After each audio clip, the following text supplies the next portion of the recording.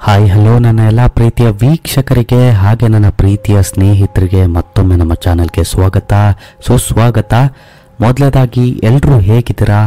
Hopefully ಎಲ್ಲ ಚೆನ್ನಾಗಿದ್ದೀರಾ ಅಂತ ಅಂದ್ಕೊಂಡಿದ್ದೀನಿ. ಆ್ಯಂಡ್ ಎಲ್ಲ ನಿಮ್ಮ ಕೆಲಸಗಳು ಕೂಡ ತುಂಬಾ ಅದ್ಭುತವಾಗಿ ಹೋಗ್ತಾ ಇದೆ ಅಂತ ಕೂಡ ನಾನು ಭಾವಿಸ್ತೀನಿ.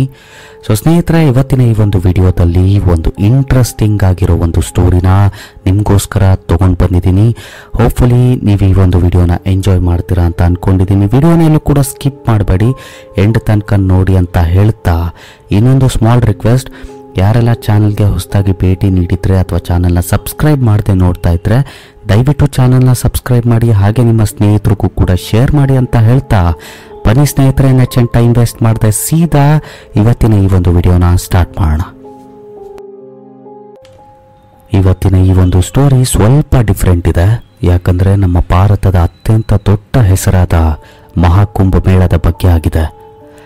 19 ವರ್ಷದ ರೋನಕ್ ಒಬ್ಬ ಯುವಕ ತನ್ನ ತಂದೆ ತಾಯಿ ಹಾಗೆ ಅಣ್ಣ ಅಮಿತ್ನ ಜೊತೆ 2012ರಲ್ಲಿ ಮೊದಲ ಬಾರಿ ಅಲಹಾಬಾದ್ನ ಮಹಾಕುಂಭ ಮೇಳಕ್ಕೆ ಹೋಗಿದ್ದ. ಮಹಾಕುಂಭ ಮೇಳನ ತುಂಬ ಪವಿತ್ರವಾದ ಒಂದು ಸ್ಥಳ ಅಂತ ಪೂಜಿಸ್ತಾರೆ. ಆದರೆ ರೋನಕ್ಗೆ ಇದು ರಿಲಿಜಿಯಸ್ ಟ್ರಿಪ್ ಅನ್ನೋದಕ್ಕಿಂತ ಒಂದು ಅಡ್ವೆಂಚರ್ ಟ್ರಿಪ್ ಆಗಿತ್ತು. ಅವನು ತನ್ನ ಅಜ್ಜಿಯ ಬಾಯಿಂದ ಸುಮಾರು ಸತಿ ಕೇಳಿದ್ದ, ಇಲ್ಲಿ ದೈವ ಹಾಗೂ ರಾಕ್ಷಸ ಇಬ್ರು ರಹಸ್ಯ ಇಲ್ಲಿ ಅಡಗಿದೆ. ಅಂಡ್ ಮಹಾಕುಂಭನ ಸಮಯದಲ್ಲಿ ಸಂಗಮ್ ನದಿಯಲ್ಲಿ ಸ್ನಾನ ಮಾಡೋದ್ರಿಂದ ಒಂದು ಬೇರೆ ಶಕ್ತಿ ನಮ್ಮಲ್ಲಿ ಫೀಲ್ ಆಗುತ್ತೆ. ರೋನಕ್ ತನ್ನ ಫ್ಯಾಮಿಲಿ ಜೊತೆ ಸಂಗಮ್ ನದಿಯಲ್ಲಿ ಸ್ನಾನ ಮಾಡೋದಕ್ಕೆ ಹೊರಟ. ಅಲ್ಲಿ ನೋಡ್ತಾನೆ ಎಲ್ಲ ಕಡೆ ಜನರು ಒಂದು ಮಂತ್ರವನ್ನ ಪಠಿಸ್ತಾ ಇದ್ರು. ಅಂಡ್ ಗಾಳಿಯಲ್ಲಿ ಕರ್ಪೂರದ ವಾಸನೆ ಮೂಗಿಗೆ ತಗಲ್ತಾ ಇತ್ತು. ಸ್ನಾನ ಮಾಡ್ತಿರುವಾಗ ರೋನಕ್ಗೆ ತುಂಬಾ ಅನ್ಈಸಿ ಫೀಲ್ ಆಗುತ್ತೆ. ಯಾವ ಥರ ಅಂದರೆ ಆ ನದಿಯ ನೀರು ಏಕದಮ್ಮಾಗಿ ಬೆಂಕಿಯಿಂದ ಕುದೀತಿರೋ ಹಾಗೆ. ಅವನು ಇದನ್ನ ತನ್ನ ಅಣ್ಣ ಅಮಿತ್ಗೆ ಹೇಳಿದಾಗ ಅಮಿತ್ ಗೇಲಿ ಮಾಡ್ತಾ ಹೇಳ್ತಾನೆ, ಇಷ್ಟೊಂದು ಇಮ್ಯಾಜಿನೇಷನ್ ಎಲ್ಲ ಒಳ್ಳೆಯದಲ್ಲ ರೋನಕ್, ಸಂಗಮ್ನ ನದಿಯ ನೀರು ತುಂಬ ಪವಿತ್ರವಾದದ್ದು. ಆದರೆ ರೋನಕ್ಗೆ ತನ್ನ ಜೊತೆ ಏನು ನಡೀತಾ ಇದೆ ಅಂತ ಕನ್ಫ್ಯೂಷನಲ್ಲಿದ್ದ. ಸಾಯಂಕಾಲದ ಸಮಯದಲ್ಲಿ ಪೂರ್ತಿ ಫ್ಯಾಮಿಲಿ ಆ ಒಂದು ಮೇಳದಲ್ಲಿ ಸುತ್ತಾಡೋದಕ್ಕೆ ಪ್ಲಾನ್ ಮಾಡ್ತಾರೆ. ಎಲ್ಲ ಕಡೆ ಸಾಧು ಹಾಗೆ ಸಂತುಗಳೇ ಕಾಣಿಸ್ತಾ ಇದ್ರು. ಮಹಾಕುಂಭನ ಪೂರ್ತಿ ಮೇಳದಲ್ಲಿ ಎಲ್ಲ ಥರದ ಸ್ಟಾಲ್ಸ್ನ ಹಾಕಿದ್ರು. ಹಾಗೆ ಹೋಗ್ತಿರುವಾಗ ರೋನಕ್ನ ಗಮನ ಒಂಥರ ವಿಚಿತ್ರವಾಗಿ ಕಾಣಿಸ್ತಾ ಇದ್ದ ಸಾಧು ಮೇಲೆ ಬೀಳುತ್ತೆ. ಯಾರು ಒಂದು ಮೂಲೆಯಲ್ಲಿ ಕೂತಿದ್ದ. ಅವನ ಮುಖ ಆಕಾಶದ ಕಡೆ ವಾಲಿತ್ತು ಆ್ಯಂಡ್ ಬಾಯಲ್ಲಿ ಯಾವುದೋ ಒಂದು ಮಂತ್ರನ ಪಠಿಸ್ತಾ ಇದ್ದ. ರೋನಕ್ ಅಮಿತ್ಗೆ ಹೇಳ್ತಾನೆ, ನಡಿ ಅಮಿತ್, ಆ ಬಾಬಾ ಏನು ಮಾಡ್ತಾ ಇದ್ದಾನೆ ಅಂತ ನೋಡೋಣ. ಆಗ ಅಮಿತ್ ಹೇಳ್ತಾನೆ, ಅವರನ್ನ ಆ ಥರ ಡಿಸ್ಟರ್ಬ್ ಮಾಡಿ ಅವರ ಭಕ್ತಿನ ಆಹ್ವಾನ ಮಾಡೋದು ಸರಿ ಇರಲ್ಲ.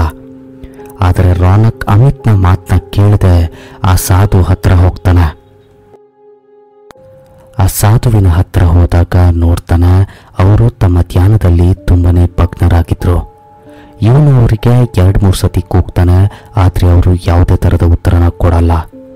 ತಮಾಷೆಯ ಗುಂಗಲ್ಲಿದ್ದ ರೋನಕ್ ಒಂದು ಕಟ್ಟಗಿನ ತಗೊಂಡು ಆ ಸಾಧುವಿನ ಕೈಗೆ ಟಚ್ ಮಾಡ್ತಾನೆ.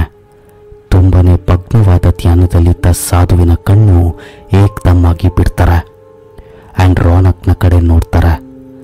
ರೋನಕ್ಗೆ ಅನ್ಸುತ್ತೆ ಬಾಬಾಗೆ ಮೋಸ್ಟ್ಲಿ ನನ್ನ ಮೇಲೆ ಕೋಪ ಬಂದಿರಬೇಕು ಅಂತ. ಆದರೆ ಅವರು ತುಂಬಾನೇ ನಗಾಡ್ತಾ ರೋನಕ್ನ ನೋಡಿ ಹೇಳ್ತಾರೆ, ಕೊನೆಗೂ ನೀನು ಬಂದ್ಬಿಟ್ಯಾ, ನಿನ್ಗೋಸ್ಕರನೇ ಕಾಯ್ತಾ ಇದ್ದೆ. ಇದನ್ನ ಕೇಳಿ ರೋನಕ್ಗೆ ಏಕದಮ್ಮಾಗಿ ಶಾಕ್ ಆಗುತ್ತೆ. ನಾನು ಯಾರು ಅಂತ ನಿಮಗೆ ಗೊತ್ತಾ ಬಾಬಾ? ಈ ಮಾತಿಗೆ ಆ ಸಾಧುವಿಂದ ಯಾವುದೇ ಉತ್ತರ ಬರಲಿಲ್ಲ. ಬದಲಾಗಿ ಅವರು ತಮ್ಮ ಮೈ ಮೇಲಿದ್ದ ಒಂದು ರುದ್ರಾಕ್ಷಿ ಮಾಲೆನ ತೆಗೆದು ರೋನಕ್ನ ಕೈಯಲ್ಲಿಟ್ಟು ಹೇಳ್ತಾರೆ, ತಗೋ ಇದನ್ನ, ಆ್ಯಂಡ್ ರಾತ್ರಿ ಹೊತ್ತು ಈ ರುದ್ರಾಕ್ಷಿ ಮಾಲೆನ ಹಾಕ್ಕೊಂಡು ಮಲ್ಕೋ. ಇದರಿಂದ ನಿನ್ನ ಪ್ರಶ್ನೆಗೆ ಎಲ್ಲ ಉತ್ತರ ಸಿಗುತ್ತೆ. ಆ್ಯಂಡ್ ರೋನಕ್ ಒಂದು ಚೂರು ಯೋಚನೆ ಮಾಡದೆ ಆ ಮಾಲೆನ ಇಸ್ಕೊಂಡು ವಾಪಸ್ ತನ್ನ ಪರಿವಾರದ ಕಡೆ ಹೋಗ್ತಾನೆ. ಆ ದಿನ ರಾತ್ರಿ ರೋನಕ್ ಆ ಮಾಲೆನ ಹಾಕ್ಕೊಂಡು ಮಲ್ಕೋತಾನೆ. ಅವನು ತನ್ನ ಕಣ್ಣನ್ನು ಮುಚ್ತಾ ಇದ್ದಾಗೇನೆ ಅವನಿಗೆ ಒಂಥರ ವಿಚಿತ್ರ ಕನಸು ಬೀಳುತ್ತೆ. ಅಲ್ಲಿ ನೋಡ್ತಾನೆ, ಅವನು ಒಂದು ಕತ್ಲೆಯಿಂದ ತುಂಬಿರೋ ಒಂದು ಜಂಗಲಲ್ಲಿ ನಿಂತಿದ್ದಾನೆ. ಅಕ್ಕಪಕ್ಕ ದೊಡ್ಡ ಮರಗಳಿವೆ, ಯಾವುದೋ ಬೆಂಕಿಯಿಂದ ಉರಿತಿದೆ. ಆ್ಯಂಡ್ ಆ ಬೆಂಕಿಯಿಂದ ಪೂರ್ತಿ ಆಕಾಶ ಕೆಂಪಾಗಿ ಕಾಣಿಸ್ತಾ ಇದೆ. ಅದೇ ಸಮಯದಲ್ಲಿ ಅವನ ಒಂದು ಕಿವಿಗೆ ಒಂದು ವಿಚಿತ್ರವಾದ ಧ್ವನಿ ತನ್ನ ಹೆಸರನ್ನೇ ಕೂಗ್ತಿರೋ ಹಾಗೆ ಅವನಿಗೆ ಕೇಳಿಸುತ್ತೆ. ಆ ಧ್ವನಿ ನಿಧಾನವಾಗಿ ಹತ್ರ ಬರ್ತಾ ಇರೋ ಹಾಗೆ ಫೀಲ್ ಆಗುತ್ತೆ. ಆ್ಯಂಡ್ ಒಂದು ವಿಚಿತ್ರ ಆಕೃತಿ ತನ್ನ ಎದುರಿಗೆ ಬಂದು ನಿಲ್ಲುತ್ತೆ.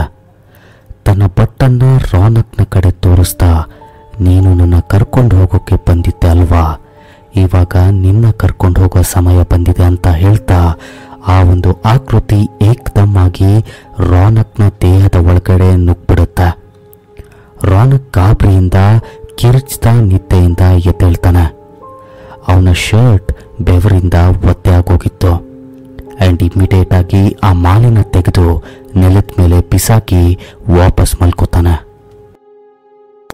ಮುಂದಿನ ಕೆಲವೇ ದಿನದಲ್ಲಿ ತ್ರಿಪಾಠಿ ಫ್ಯಾಮಿಲಿಯ ಜೊತೆ ವಿಚಿತ್ರ ಘಟನೆಗಳು ಆಗೋದಕ್ಕೆ ಪ್ರಾರಂಭಿಸಿದ್ವು. ರಾನಕ್ನ ತಂದೆಯ ಬಟ್ಟೆ ಅಂಗಡಿಯಲ್ಲಿ ಶಾರ್ಟ್ ಸರ್ಕ್ಯೂಟ್ ಆದ ಕಾರಣ ಪೂರ್ತಿ ಅಂಗಡಿ ಸುಟ್ಟೋಯ್ತು. ತನ್ನ ಅಣ್ಣ ಅಮಿತ್ನ ಕೆಲಸದಿಂದ ತೆಗೆದುಹಾಕಿದ್ರು. ಹಾಗೆ ತನ್ನ ತಾಯಿಯ ಹೆಲ್ತ್ ಕಂಡೀಷನ್ ಇದ್ದಕ್ಕಿದ್ದಾಗೆ ಸೀರಿಯಸ್ ಆಗೋಯ್ತು. ಹೀಗೆ ನಡೀತಿರುವಾಗ ಇದರ ಮಧ್ಯ ಒಂದಿನ ರಾನಕ್ ತನ್ನ ರೂಮ್ನ ವಾರ್ಡ್ರೋಬ್ ಕ್ಲೀನ್ ಮಾಡ್ತಿರುವಾಗ ಬೆಚ್ಚಿ ಬೀಳ್ತಾನೆ. ವಾರ್ಡ್ರೋಬಲ್ಲಿ ಅವನಿಗೆ ಅದೇ ರುದ್ರಾಕ್ಷಿ ಮಾಲೆ ಸಿಗುತ್ತೆ. ಯಾವುದನ್ನ ಅವನು ಸ್ವಲ್ಪ ದಿನದ ಹಿಂದೆ ಅದನ್ನ ಬಿಸಾಕಿದ್ದ. ಅವನು ತನ್ನ ತಾಯಿ ಹತ್ರ ಇದ್ರ ಬಗ್ಗೆ ಕೇಳಿದಾಗ ಅವ್ರು ಹೇಳ್ತಾರೆ, ಆ ರುದ್ರಾಕ್ಷಿನ ನಾನೇ ಸೇಫ್ ಆಗಿ ವಾರ್ಡ್ರೋಬಲ್ಲಿ ಇಟ್ಟಿದ್ದೆ. ಇದನ್ನ ಕೇಳಿ ರಾನಕ್ಗೆ ಕನ್ಫರ್ಮ್ ಆಗುತ್ತೆ, ಖಂಡಿತವಾಗ್ಲೂ ಮನೆ ವಾತಾವರಣ ಈ ಥರ ಆಗೋದಕ್ಕೆ ಈ ಮಾಲೆನೇ ಕಾರಣ ಅಂತ. ಅವನು ಈ ಸತಿ ಆ ಮಾಲೆನ ಡಸ್ಟ್ಬಿನಲ್ಲಿ ಬಿಸಾಕ್ತಾನೆ. ನೆಕ್ಸ್ಟ್ ಡೇ ರಾನಕ್ ತನ್ನ ಲ್ಯಾಪ್ಟಾಪಲ್ಲಿ ಯಾವುದೋ ಟಿವಿ ಶೋನ ನೋಡ್ತಾ ಇದ್ದ. ಆಗ ಅವನಿಗೆ ಫೀಲ್ ಆಗುತ್ತೆ, ಹಿಂದೆ ಯಾರೋ ನಿಂತಂತೆ ಫೀಲ್ ಆಗಿ ಇಮಿಡಿಯೇಟ್ ಆಗಿ ಹಿಂದೆ ತಿರುಗಿ ನೋಡ್ತಾನೆ. ಆದರೆ ಅಲ್ಲಿ ಯಾರು ಇರಲ್ಲ. ಆದರೆ ರಾನಕ್ ತನ್ನ ರೂಮ್ನ ಬಾಗಿಲ ಹತ್ರ ನೋಡಿದಾಗ ಅದೇ ಆಕೃತಿ ನಿಂತು ಇವನನ್ನೇ ನೋಡ್ತಾ ಇದೆ. ಇದನ್ನ ನೋಡಿ ರಾನಕ್ ಯಾವ ರೇಂಜಿಗೆ ಹೆದರ್ತಾನೆ ಅಂದರೆ ಭಯದಿಂದ ಧ್ವನಿನೇ ಹೊರಟೋಗಿತ್ತು. ಆ ಒಂದು ಆಕೃತಿ ನಿಧಾನವಾಗಿ ಇವನ ಹತ್ರನೇ ಬರೋದಕ್ಕೆ ಶುರು ಮಾಡುತ್ತೆ. ಭಯದಿಂದ ಕಿರ್ಚಿ ರಾನಕ್ ತನ್ನ ರೂಮಿಂದ ಆಚೆ ಓಡಿ ಅಮಿತ್ನ ರೂಮ್ಗೆ ಹೋಗ್ತಾನೆ. ಆ್ಯಂಡ್ ಗಾಬರಿಯಿಂದ ಅಮಿತ್ಗೆ ಹೇಳ್ತಾನೆ, ಅಮಿತ್, ಆ ಒಂದು ಆಕೃತಿ ಮತ್ತೆ ನನ್ನನ್ನು ಹುಡುಕ್ತಾ ಇಲ್ಲಿಗೂ ಬಂದಿದೆ. ಅಮಿತ್ಗೆ ರಾನಕ್ ಏನು ಹೇಳ್ತಾ ಇದ್ದಾನೆ ಅಂತ ಗೊತ್ತಾಗ್ತಿರ್ಲಿಲ್ಲ. ನೀನೇನು ಭಯ ಪಡಬೇಡ, ನಾಳೆ ನಿನ್ನ ಒಂದು ದೇವಸ್ಥಾನಕ್ಕೆ ಕರ್ಕೊಂಡು ಹೋಗ್ತೀನಿ ಅಂತ ರಾನಕ್ನ ಸಮಾಧಾನ ಮಾಡಿ ವಾಪಸ್ ಕಳಿಸ್ತಾನೆ. ಆದರೆ ರಾನಕ್ ನೆಕ್ಸ್ಟ್ ಡೇ ಮಾರ್ನಿಂಗ್ ಯಾರಿಗೂ ಏನು ಹೇಳ್ದೆ ಅಲ್ಲಾಬಾದ್ಗೆ ಹೋಗ್ತಾ ಇದ್ದ ಬಸ್ಸಲ್ಲಿ ಹತ್ತಾನೆ.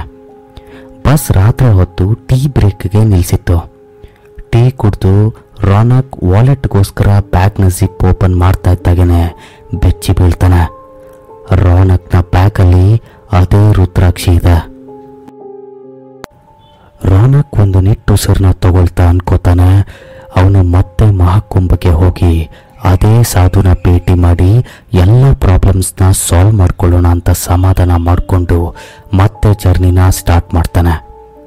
ಪೂರ್ತಿ ಜರ್ನಿಯಲ್ಲಿ ಅವನಿಗೆ ಯಾವ ಥರ ಫೀಲ್ ಆಗ್ತಾ ಇತ್ತು ಅಂದರೆ, ಆ ಆಕೃತಿ ತನ್ನ ಜೊತೆನೇ ಇದೆ, ತನ್ನ ಪಕ್ಕದಲ್ಲೇ ಇದೆ ಅನ್ನೋ ಹಾಗೆ ಅವನಿಗೆ ಪೂರ್ತಿ ಜರ್ನಿಯಲ್ಲಿ ಫೀಲ್ ಆಗ್ತಾ ಇತ್ತು. ನೆಕ್ಸ್ಟ್ ಡೇ ಮಾರ್ನಿಂಗ್ ರಾನಕ್ ಸೀದಾ ಆ ಮೇಳದಲ್ಲಿ ಆ ಸಾಧುನ ಹುಡ್ಕೋದಕ್ಕೆ ಶುರು ಮಾಡ್ತಾನೆ. ಆ ಸಾಧು ಕಾಣಿಸ್ತಾ ಇದ್ದಾಗನೆ ರಾನಕ್ ಅವ್ರ ಹತ್ರ ಓಡೋಗಿ ಮಂಡಿ ಊರಿ ಕೂತು ಒಂದೇ ಸಮನೆ ಅಳೋದಕ್ಕೆ ಶುರು ಮಾಡ್ತಾನೆ. ಆ ಸಾಧು ಕೋಪದಿಂದ ಹೇಳ್ತಾರೆ, ಮೂರ್ಖ, ಮತ್ತೆ ನನ್ನ ಹತ್ರ ಯಾಕೆ ಬಂದಿದೀಯಾ? ನೀನು ಒಬ್ಬ ಸಾಧುವಿನ ಧ್ಯಾನವನ್ನ ಅವಮಾನ ಮಾಡಿದ್ಯಾ, ಇವಾಗ ಅದರ ಪರಿಣಾಮನ ಅನುಭವಿಸು ಅಂತ ರಾನಕ್ಗೆ ಹೇಳ್ತಾರೆ.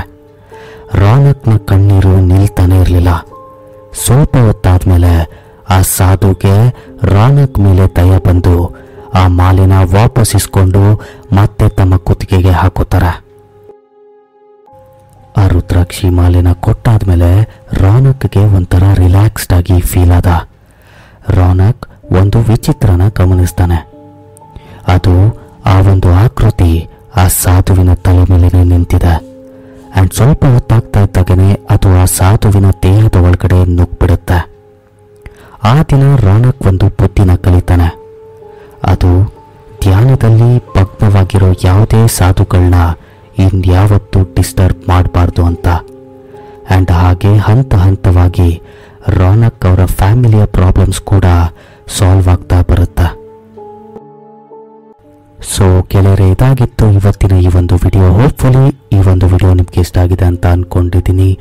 ಒಂದು ವೇಳೆ ಕತೆ ಇಷ್ಟ ಆಗಿದ್ರೆ ದಯವಿಟ್ಟು ನಿಮ್ಮ ಸ್ನೇಹಿತರಿಗೂ ಕೂಡ ಶೇರ್ ಮಾಡಿ, ಹಾಗೆ ವಿಡಿಯೋನ ಲೈಕ್ ಮಾಡೋದನ್ನ ಮರಿಬೇಡಿ. ಒಂದು ವೇಳೆ ಕತೆ ಇಷ್ಟ ಆಗದೆ ಇದ್ರೆ ಡಿಸ್ಲೈಕ್ ಮಾಡಿ ಅಂತ ಹೇಳ್ತಾ ಮುಂದಿನ ವಿಡಿಯೋದಲ್ಲಿ ಮತ್ತೊಮ್ಮೆ ಭೇಟಿ ಆಗ್ತೀನಿ.